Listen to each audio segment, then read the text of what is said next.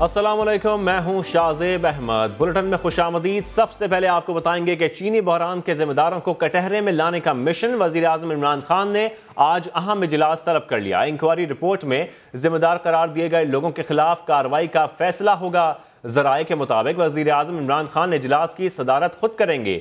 इजलास में sugar inquiry commission और आला हुकूमती ओहदेदार शरीक होंगे।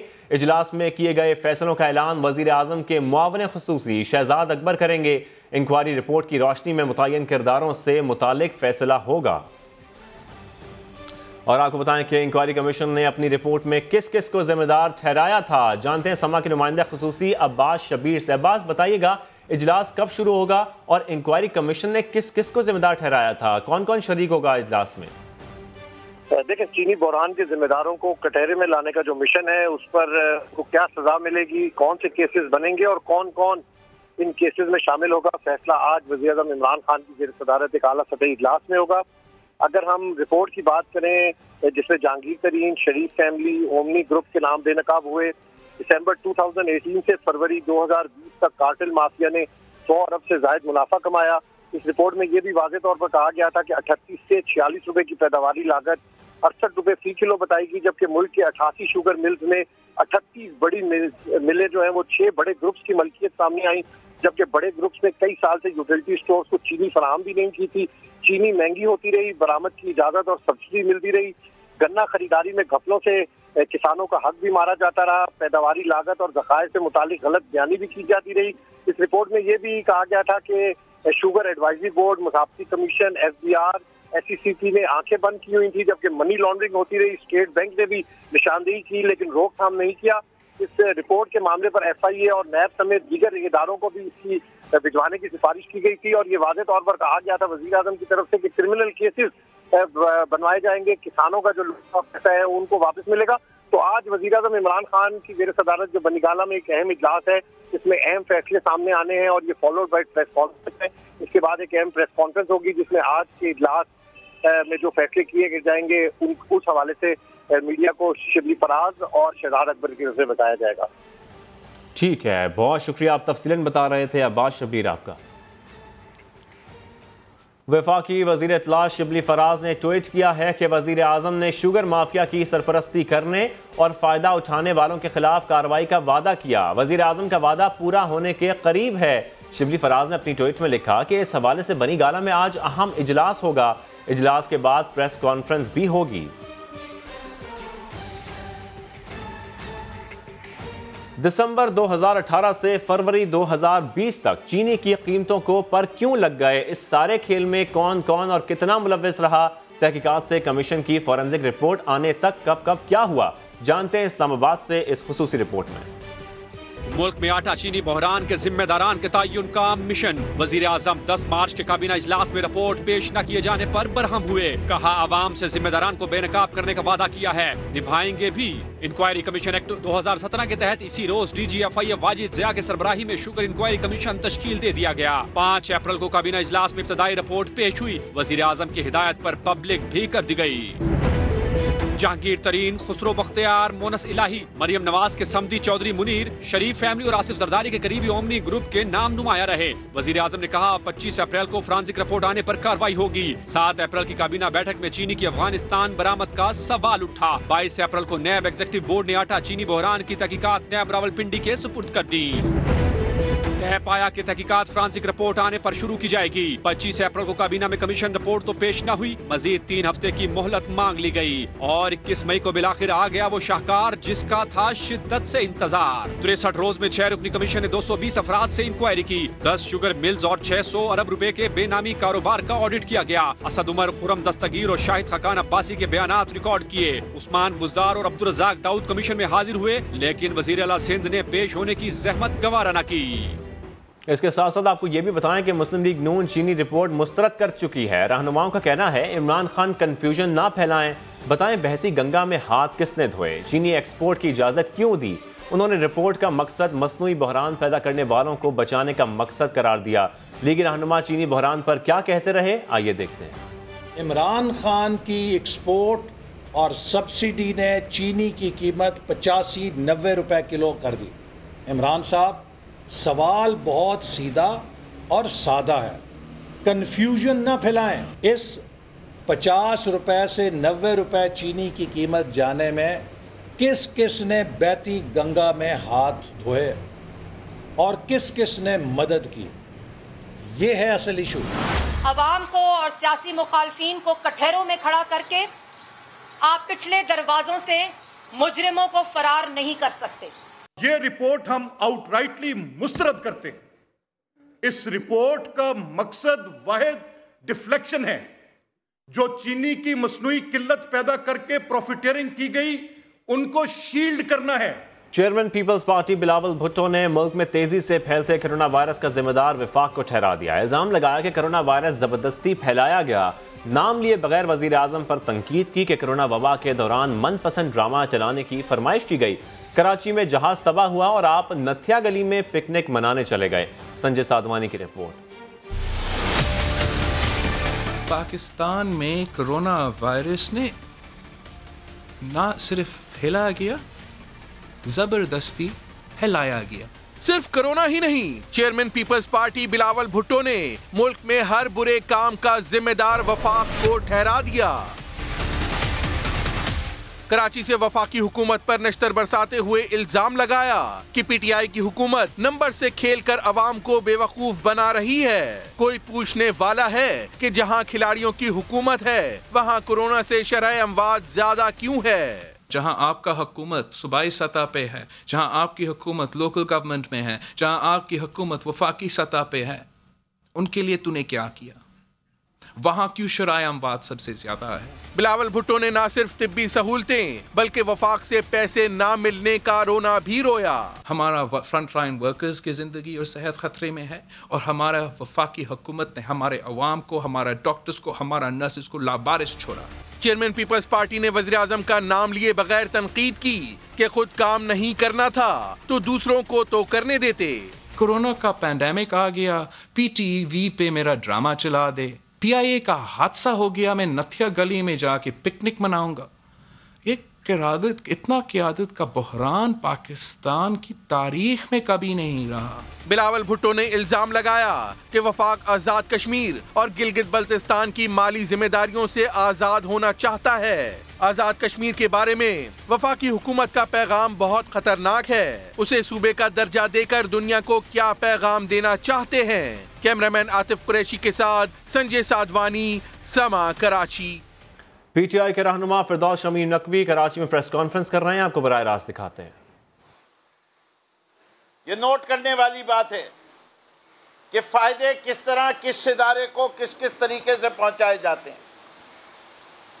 जिस पैसों में मलिक रियाज और डीएचए को जमीन दी गई थी, पाकिस्तान की तारीख में किसी डेवलपर को इन कीमत पे जमीन नहीं दी गई। फिर इस शहर कराची को पानी कितना चाहिए?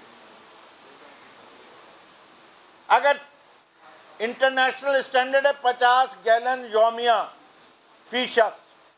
इंटरनेशनल स्टैंडर्ड क्या है? 50 गैलन फी शख्स यौमिया। हम डेवलपिंग कंट्री हम मानते हैं, हम रोज़ शायद नहाते नहीं हैं, उसके लिहाज से भी कम कर लीजिए। हमें बाल्टियों में पानी लेके जाना पड़ता है। हमारे शहर में 40% शहर के अंदर पाइप वाटर कनेक्शन नहीं है। जो कम से कम सतह भी मानी जाती है वो 30 गैलन यौमिया है। 2 करोड़ की आबादी के लिए 30 गैलन के लिहाज से 600 मिलियन गैलन यौमिया पानी तो सिर्फ इंसानों को चाहिए। अब इस शहर के अंदर सिर्फ इंसान जो हैं वो कारोबार भी करते हैं। इस शहर में इंडस्ट्री भी है, इस शहर को में पार्क भी है, इस शहर के अंदर की दूसरी शहरी ज़रूरियात भी हैं, फायर ब्रिगेड भी है।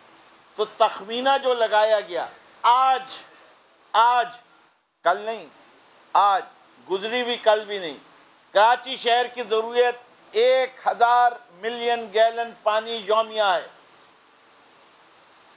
इस वक्त इस शहर में 450 मिलियन गैलन किंजर लेक से और धाबे जी की तरफ से आता है और 100 मिलियन शुक्र है पिछले साल की बारिशों के कि जो 15 से 20 मिलियन गैलन था वो अब उम्मीद है अगले 3 साल तक 100 मिलियन गैलन हब से भी आएगा। 550 मिलियन गैलन, 450 मिलियन गैलन का फुकदान है इस शहर में।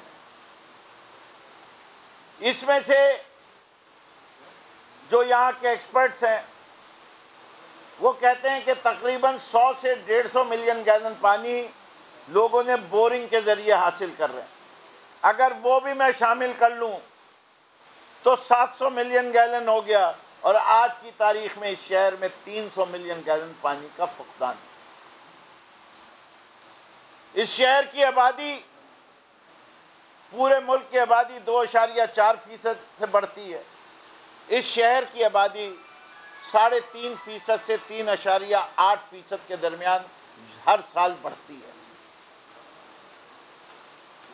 2007 से 2020 तक आबादी तो बढ़ी, एक बूंद कतरा पानी का इजाफा नहीं। ये हुकूमत सिंध ये नहीं बता सकती कि सन 2030 में कराची की पानी की ज़रूरत क्या होगी और वो पानी कहाँ से आएगा। अगर पिछला मंसूबा डिज़ाइन और एक्नेक से अप्रूवल लेने में और अवार्ड करने में 10 साल लगते हैं, तो आज क्या ये ज़रूरी नहीं है कि अगर इनको इस शहर की फ़िक्र है, जो कि इस सूबे की, अगर मैं नासिर शाह का ले लूँ तो 3 करोड़ की आबादी रहती है, वो यहाँ डोमिसाइल है या नहीं वो किसी और दिन का मौजू है, रहती है। वो अफ़गानी जो रहते हैं, वो बंगाली बहारी जो रहते हैं, वो अगर सब मिला के इंसान तो वो भी हैं, पानी तो वो भी इस्तेमाल करते हैं। अगर 3 करोड़ की आबादी हो जाए और उसके ऊपर आप इजाफा लगाएं तो आप सोचें कि ये आबादी दुगनी हो जाएगी अगले 10 साल में। इसके पानी के निज़ाम के ऊपर क्या तवज्जो दे रही है, ज़रा नासिर हुसैन शाह साहब, चीफ मिनिस्टर साहब, मुझे बताएं। तो एक सही सवाल उठा लिया FWO ने, कोर कमांडर साहब ने, कि भाई अगर कराची के अंदर पानी की इतनी कमी है तो ये जो आप एक सिंगल कैनाल बना रहे हैं, इसी K4 की रूट के ऊपर 2 और कैनाल्स का प्रोविज़न भी है, तो इन तीनों कैनालों को अगर एक कैनाल कर देंगे तो लागत कम आएगी। सवाल बिल्कुल दुरुस्त था। तो नवंबर 2018 में काम रोक दिया जाता है और ये कहा जाता है कि इस बात को स्टडी किया जाए, और वो स्टडी करने के लिए नेस्पाक को बुलाया जाता है और उनसे कहा जाता है कि आप स्टडी करके बताइए कि क्या सूरत हाल है, कि ये 650 मिलियन गैलन पे क्यों ना लिया जाए।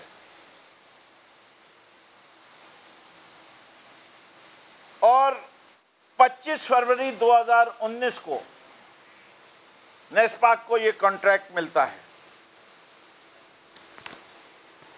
ये है third party overall design and review of K4 project phase 1, 260 million gallon daily and 650 million gallon to MS NESPAC by direct selection contracting method under section 21(1) of Sindh Public Procurement Act amended 2013, complete in all respect, including hydraulic model of 260 and 650 million gallons daily, hydrological study, effectiveness of the conveyance system, water availability from Kinjan Lake, KB feeder and augmentation, etc., and all other allied works.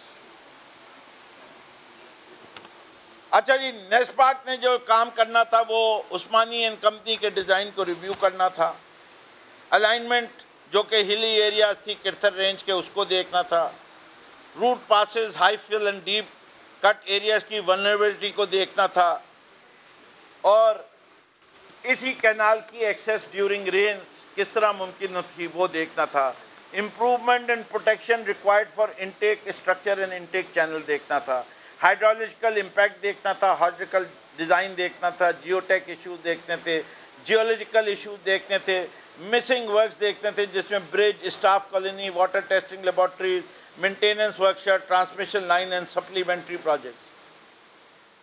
और क्योंकि इस मंसूबे की operation and maintenance cost ज़्यादा समझी जाती थी तो उसका भी रिव्यू करना था, इससे कि इसके अंदर कराची शहर को पानी पहुंचाने के लिए 2 स्टेज की पंपिंग है, K3 के अंदर 1 स्टेज पंपिंग है, तो इसकी वजह से पानी जो K4 के ज़रिए से आएगा वो ज़्यादा होगा। अब सूरत हाल के नेस्पाक ने अपनी रिपोर्ट दे दी, गवर्नमेंट ऑफ सिंध को पेश कर दी गई।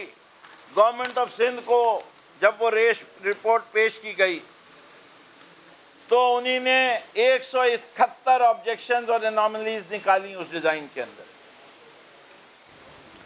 सिंध असेंबली में अपोजिशन लीडर फिरदौस शमीम नकवी प्रेस कॉन्फ्रेंस कर रहे हैं। उनका कहना है कि कराची की आबादी और पानी की ज़रूरत अभी तक वाज़ेह नहीं है। और आपको बताएं, पाकिस्तान के साबिक कप्तान सलीम मलिक का एक और बयान सामने आ गया है। सलीम मलिक का कहना है कि अदालत ने मुझे क्लियर किया है, आइंदा कोई इसी मामले पर बात करते हैं। समा के नुमाइंदे शुएब जट से। शुएब, पाकिस्तान के साबिक कप्तान सलीम मलिक ने वार्निंग दे दी है, मजीद क्या कहा उन्होंने? बिल्कुल, 2 टोक अल्फाज में उन्होंने जो है वो खबरदार किया है कि आज के बाद उनको ना मैच फिक्सर कहा जाए और ना ही मैच फिक्सिंग से उनका ताल्लुक जोड़ा जाए। ये बयान उन्होंने उस वक्त दिया है कि जब वो 24 घंटे के बाद पाकिस्तान क्रिकेट बोर्ड जाएंगे, जो क्रिकेट बोर्ड ने उनकी जो है एक सवालनामा भेजा था कि अगर आपको क्लियरेंस चाहिए, अगर आप क्रिकेट में वापस आना चाहते हैं तो इन सवालों के जवाब आते हैं, तो उनके जवाब जमा करवाने जाएंगे कल। और उससे पहले ये बयान देना, इसका मतलब है कि सलीम मलिक जो है वो बहुत मजबूत जवाब कल जमा कराएंगे और उन्हें यकीन है कि वो जल्द पाकिस्तान क्रिकेट में वापस आ जाएंगे। इसीलिए उन्होंने 2 टोक अल्फाज में कह दिया है कि आइंदा ना उन्हें कोई मैच फिक्सर करे, ना ही उनका ताल्लुक मैच फिक्सिंग से जोड़े, और अगर किसी ने ऐसा किया तो फिर वो उसके खिलाफ कानूनी चाराजोई करेंगे। ठीक है, आइंदा कोई मैच फिक्सर ना कहे। बहुत शुक्रिया शुएब जट। खबरों का सिलसिला जारी है, अभी शामिल करेंगे एक ब्रेक।